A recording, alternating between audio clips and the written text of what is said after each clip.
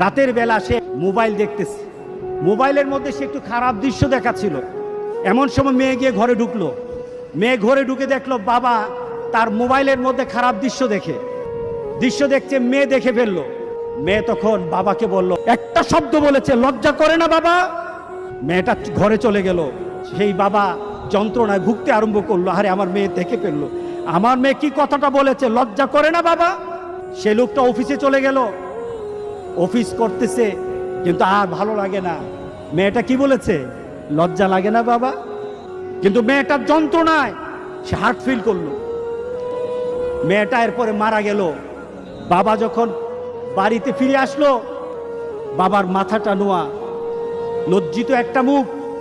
এখনই আমার মেয়ের সাথে দেখা হলে আমার কানে বাজতেছে, আমার মেয়ে আমাকে বলেছে, লজ্জা লাগে না বাবা? আমি কিভাবে আমার মেয়ের সামনে যাব? এই চিন্তা যখন করতেছে,